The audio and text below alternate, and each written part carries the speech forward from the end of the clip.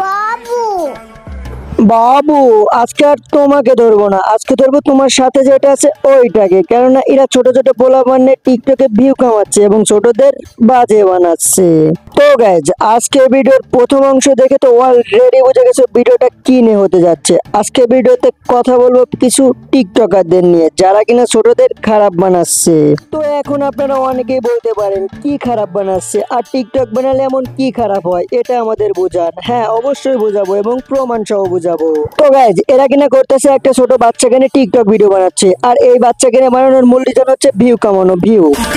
এই শোনা I love you Babu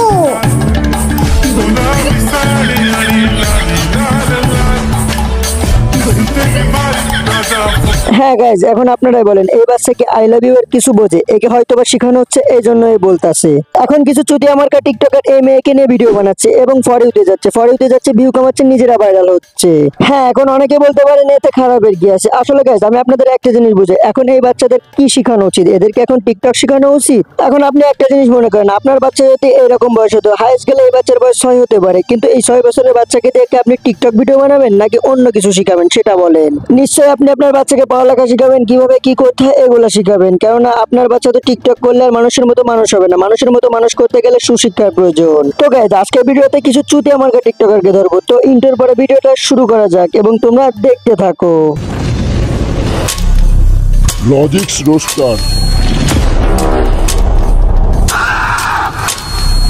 let's go So hey guys, আসসালামু আলাইকুম, it's me my man, welcome to my YouTube channel. তো কেমন আছো তোমরা? বরাবরের মতো নতুন একটা ভিডিও নিয়ে হাজির হয়ে গেলাম আবারও। তো আর নয় দেরি, কিছু বালবাগনা টিকটকারের পিছে বাস ভরি। तो आओ यार शुरू करते हैं बिना किसी बकचोदी के।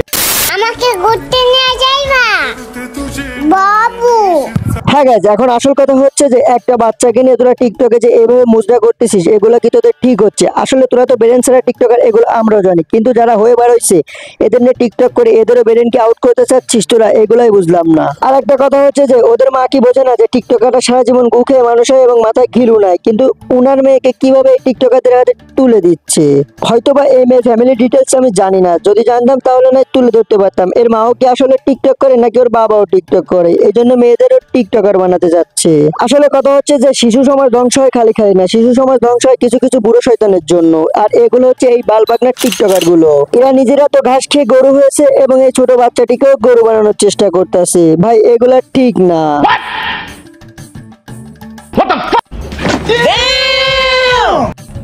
এই যে লামিয়া শোনো, আমার খালাতো বোন যদি আমার সাথে রাগ ধরে তাহলে কিভাবে রাগ ভাঙাবো?